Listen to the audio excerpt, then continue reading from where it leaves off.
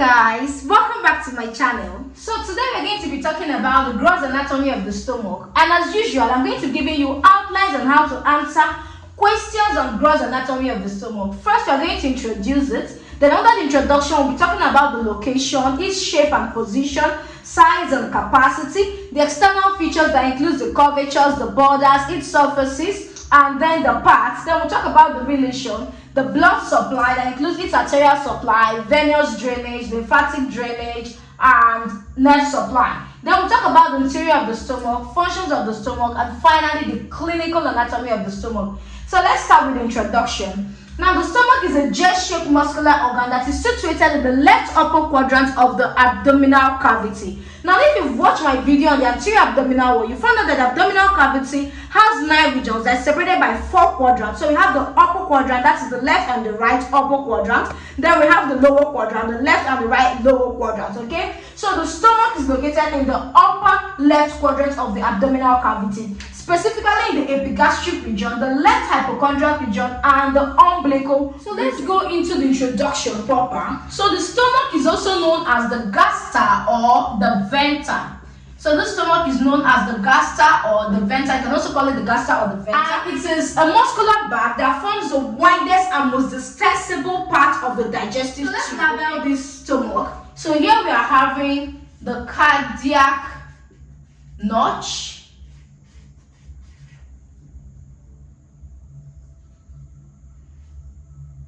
the cardiac notch. So here we are having the body of the stomach. Here is the fundus. Now this is the greater curvature. So here we are having the greater curvature, and here we are having the lesser curvature. Now the greater curvature, it presents the cardiac notch, but at the lesser curvature it presents the angular notch. So here we are having the angular notch. So we are having the pylorus. Then we are having the pyloric canal and the pyloric antrum. Then here we are having the cardiac end. So here we are having the sulcus intermedius. So the sulcus intermedius tends to separate the pyloric canal from the pyloric antrum. So the stomach is connected above to the lower end of the esophagus and is connected below to the duodenum, okay? So the stomach acts as a reservoir for food and digestion of carbs, that's carbohydrates, proteins, and fats. So let's talk about the location of the stomach. So I already told you that the stomach is located in the left upper quadrant of the abdominal cavity. The left upper quadrant of the abdominal cavity.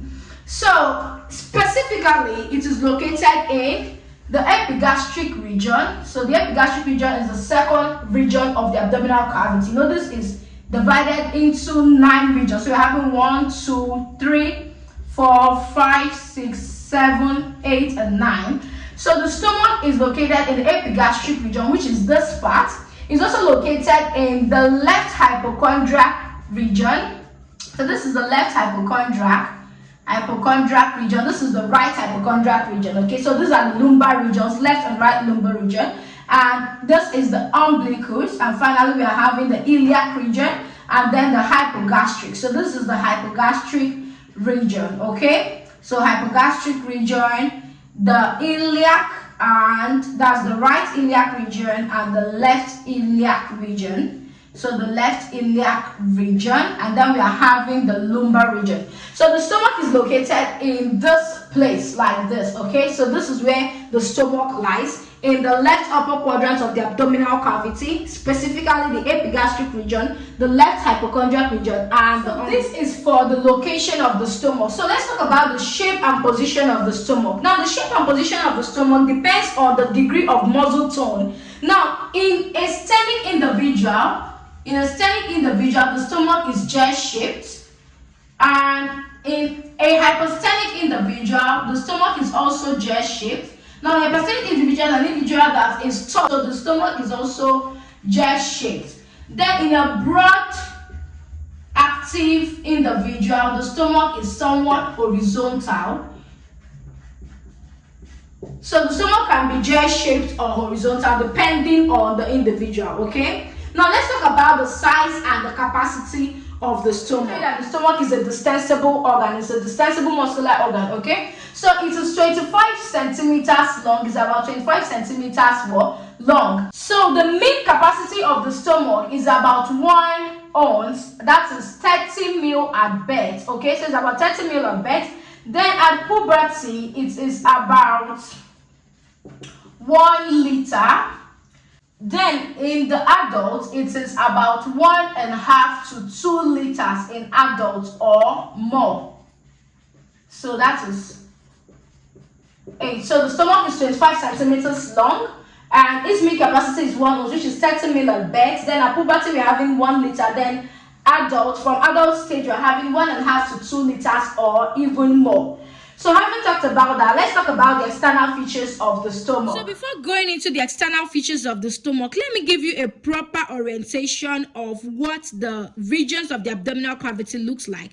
So this is the abdominal cavity that has 9 regions separated by 4 quadrants, which are the upper quadrant and the lower quadrant, right and left respectively. So the left upper quadrant, right upper quadrant, left lower quadrant, left upper quadrant, okay? So here we are having the hypochondriac region, left and right. We are having the lumbar region, right and left. We are having the iliac region, right and left. Then here we are having the epigastric, umbilical, and hypogastric region. So the stomach lies like this, okay? It lies in the epigastric, left hypochondriac, and the umbilical region. So that's why we say the stomach is located in the upper left quadrant of the abdominal cavity. Now here we are having the transpyloric plane. Here we are having the left lateral plane and the right lateral plane, and we are having the transtubercular plane.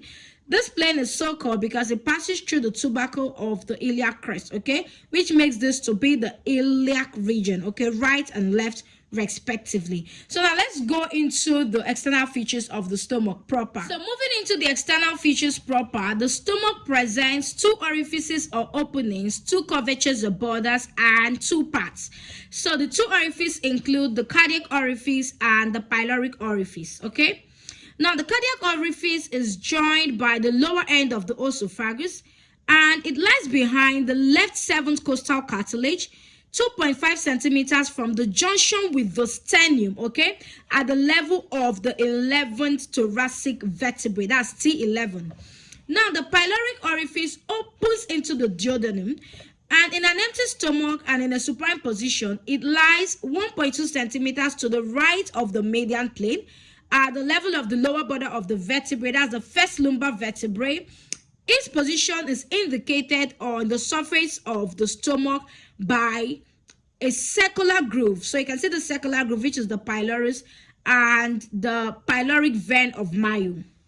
So talking about the curvatures, we have the lesser curvature and the greater curvature.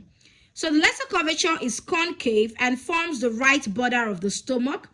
It provides attachments to the lesser omentum, okay? Now, the most dependent part of this curvature is being marked by an angular notch, as you can see. Now, the greater curvature is convex, while this is concave, and it forms the left border of the stomach, while the lesser forms the right border of the stomach.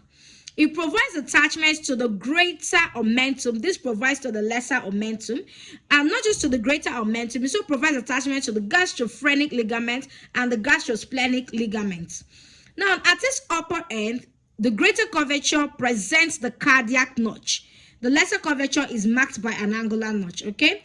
Now, this cardiac notch is also referred to as angle of His, and this cardiac notch tends to separate it from the esophagus, okay? So it separates the stomach from the esophagus, and the greater curvature is 5 times longer than the lesser curvature. Now, let's talk about the surfaces. We have 2 surfaces, which are the anterior or the anterior superior surface. This surface faces forward and upwards, okay? Now we have the posterior and the posterior inferior surface that faces backwards and downwards. Now let's talk about the parts. The stomach has 2 parts. the cardiac part and the pyloric part. Okay, so this is the cardiac part and this is the pyloric part. And the cardiac part is the larger part, which is further subdivided into the fundus and the body, while the pyloric part is the smaller part, which is further subdivided into the pyloric atrium and the pyloric canal. And I want you to take a very close look at this. You can see the circular groove, which is the pylorus, and then you can see the pyloric canal, and then there is a line that separates the pyloric canal from the pyloric atrium, which is called the sulcus intermedius. So the pyloric part presents the pyloric canal and the pyloric atrium. Okay, now let's talk about the cardiac part first. Now this is the fundus of the stomach. So the fundus of the stomach is the upper convex dome-shaped part that is situated above a horizontal line that is drawn at the level of the cardiac orifice, as you can see. Now, it is commonly distended with gas, which is seen clearly in radiographic examination under the left dome of the diaphragm. Now, we're having the body of the stomach, which is the next part on the cardiac part. So, the body lies between the fundus and the pyloric atrium. So, you can see the pyloric atrium here. So, the body lies between the fundus and the pyloric atrium. It can be distended enormously to form what? The greater curvature, as you can see. Now, the gastric glands distributed in the fundus and in the body of the stomach contains three types of secretory cells, which include the mucous cells, the chief peptic or zymogenic cells, which tends to secrete digestive enzymes, and the parietal or osmotic cells, which secrete hydrochloric acid. Now, let's talk about the pyloric part. So, the pyloric part, I already told you, present the pyloric atrium and the pyloric canal. And there is an inconstant sulcus that separates these two from each other. That's the pyloric canal and the pyloric atrium. Now, the pyloric glands are present, the pyloric glands are richest in mucous cells, and the pyloric canal is somewhat narrow and tubular. And at the right end, it terminates at the pylorus, as you can see clearly. So let's talk about the relations of the stomach. So the stomach has the peritoneal and the visceral relations. So let's talk about the peritoneal relations first. Now, the stomach is lined by the peritoneum on both its surfaces. That's both the anterior surface and the posterior surface. Now, the lesser curvature, this is the lesser curvature. The layers of the peritoneum lining the anterior and the posterior surfaces meet and become continuous with the lesser omentum. Now, the greater curvature, these two layers also meet to form the greater omentum. Now, remember that this is the fundus of the stomach. So, near the fundus of the stomach, the two layers meet to form a ligament that is called the gastrosplenic ligament. Now, another ligament is formed, which is formed at near the cardiac end. The peritoneum on the posterior surface is reflected onto the diaphragm as the gastrophrenic ligament. Now, we have the bare area of the stomach. So, cranial to this gastrophrenic ligament, a small part of the posterior surface of the stomach is in direct contact with the diaphragm, specifically the left cruise of the diaphragm, and this is what we call the bare area of the stomach. Now, let's talk about the visceral relations proper. Now, the visceral relations has the anterior surface. So, the anterior surface of the stomach is related to the liver, okay? So, this is like the posterior surface. So, on the anterior surface, you're going to be seeing the liver, the diaphragm, the transverse colon, and the anterior abdominal wall. Now, there is an important clinical feature that we can see on the anterior surface of the visceral relations of the stomach, and that is called the Traube space. Now, this space is seen between the left costal margin and the lower edge of the left lung on the stomach, okay? So, that is a space that is between the left costal margin and the lower edge of the left lung on the stomach. Now, normally on percussion on that part of the stomach, there is a resonant note over the space, okay? Now, I want you to know that the diaphragm tends to separate the stomach from the left pleura, the pericardium, and 6 to 9 ribs. Now, let's talk about the relations of the visceral relations of the posterior surface of the stomach, okay? Now, the posterior surface of the stomach is related to structures that forming the stomach bed, okay? So, like this, like the stomach bed, all of which are separated from the stomach by the cavity of the lesser sac. So, these structures include the diaphragm, as you can see, is represented here, the left kidney and the left suprarenal gland, the pancreas, the transverse mesocolon, the splenic flexure of colon, and the splenic artery. So we are having the diaphragm, the left kidney, the left suprarenal gland, the pancreas, the transverse mesocolon, the splenic artery, and the splenic flexure of the colon. So these are the posterior surfaces. That's the visceral relations seen on the posterior surface of the stomach. So let's talk about the blood supply of the stomach. The stomach is rich in blood supply. First of all, we are going with the arterial supply. So the stomach has various arteries that supply it. We have the left gastric artery, the right gastric artery, the right gastroepiploic artery, and the left gastroepiploic artery, and the gastroduodenal artery, short gastric artery, and the splenic artery. Now, talking about its course, the celiac trunk is a branch of the abdominal aorta, and it tends to give off three branches, which include the left gastric, the splenic artery, and the common hepatic artery. Now, the common hepatic artery would give off the right gastric and the gastroduodenal artery, as you can see. Now, the gastroduodenal artery would divide to form the right gastroepiploic artery. Then, the right and the left gastric arteries will anastomose at the lesser curvature, while the splenic artery gives off the short gastric artery. This short gastric artery tends to supply the fundus of the stomach and the left gastroepiploic artery as well. So it gives off the short gastric artery and the left gastroepiploic artery. Then the left gastroepiploic artery alongside with the right gastroepiploic artery supplies the greater curvature of the stomach, while the short gastric artery will supply the fundus of the stomach. So that's all for the arterial supply of the stomach. So let's talk about the venous drainage of the stomach. So this is a diagrammatic representation of the venous drainage of the stomach. So the stomach is drained by three big veins. That is the portal vein, the superior mesenteric vein, as you can see, and finally the splenic vein. So the portal, the superior mesenteric, and the splenic vein are responsible for the venous drainage of the stomach. So let's talk about the lymphatic drainage of the stomach. So the stomach can be divided into four lymphatic tributaries. So the first, you are having the pyloric part. As you can see, the pyloric part, it will drain in different directions into the pyloric hepatic and the left gastric nodes. Then the lower part of the left 1/3 will drain into the right gastroepiploic nodes, and then the right 2/3 drains into the left gastric node, lying along the artery of the artery of the semnum, which is the left gastric artery. Then finally, we are having the upper part of the left 1/3 of the stomach. That one will drain into the pancreatic or splenic nodes, which lies along the splenic artery, as you can see. So that's for the lymphatic drainage of the stomach. So let's talk about the nerve supply of the stomach. So the stomach is supplied by the sympathetic and the parasympathetic nerves. So the sympathetic and parasympathetic nerves supply various target organs in our body, which includes the eyes, the heart, and all, inclusion of the stomach as well. So the sympathetic nerve are the vasomotor, the motor to the pyloric sphincter, and then the chief pathway for the sensation from the stomach. Now, for the parasympathetic nerve, they include the anterior gastric nerves and the posterior gastric nerves. So that's for the blood supply of the stomach. That includes the arterial supply, the nerve supply, the venous drainage, and the lymphatic drainage as well. So let's talk about the interiors of the stomach. Like if you open the stomach, like the inside of the stomach. So it has various features. So the first we're going to be talking about is the mucosa.